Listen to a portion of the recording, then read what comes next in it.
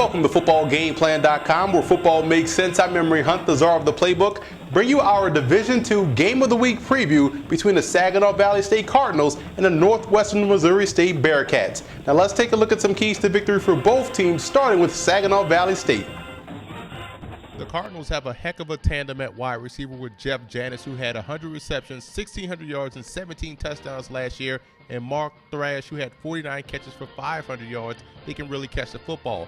Quarterback John Jennings is a guy that also returns, and he's looking to pick up right where he left off, which was putting up record-breaking numbers. And defensively, in that base 4-3, the Cardinals are extremely tough, especially in the front seven. Look for these guys to be very good this season.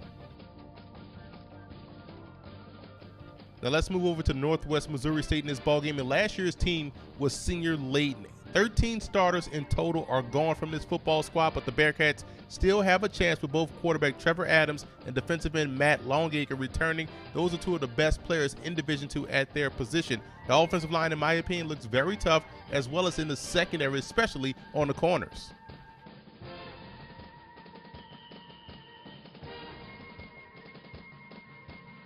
The X factor for the Cardinals in this ballgame will be the running game. They're going to have some type of balance versus Northwest Missouri State. This is a team that you have to be able to run the football against to slow down that pressure. And speaking of the Bearcats pass rush, that's the X factor in this ballgame for Northwest Missouri State. If they can frustrate John Jennings back there in the pocket, it goes a long way in these guys winning this ballgame at home.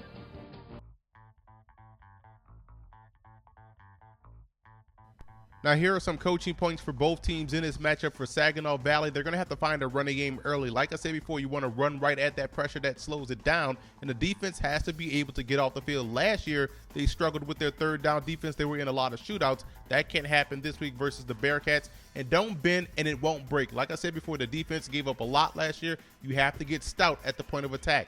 Now for Northwest Missouri State, the slot cornerbacks are going to have to step up this week. We talked about how Saginaw Valley loves to spread the field, and they attack your third and fourth corners. They got to be ready to play, and they have to consistently win in the red zone. The red zone defense of Saginaw Valley was tough, that bend but don't break type of approach, so they're going to have to make sure they put the ball in the end zone when they get down there. And the way you stop the spread offense, you have to get pressure from within, so that interior defensive pressure will be key this week versus the Cardinals.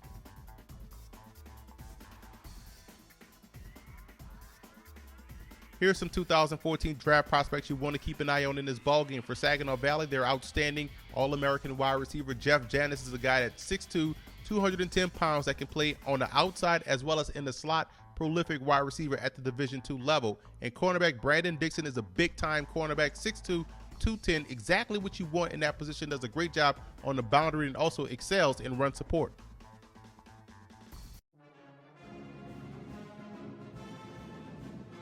Lamar King was so dominant at Saginaw Valley, he became a first-round selection in the 1999 draft.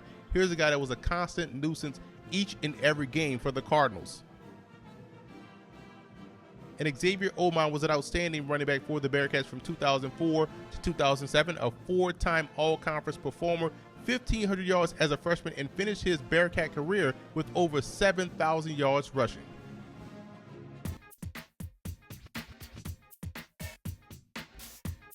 I like Saginaw Valley in this ballgame. I think their ability to spread the field and widen out your defense is what's going to make them successful this week versus Northwest Missouri State. I know they can get pressure on the quarterback, but I think the Bearcats will have some issues matching up with the spacing of the Saginaw Valley State passing game. So look for these guys to go on the road and knock off the Bearcats.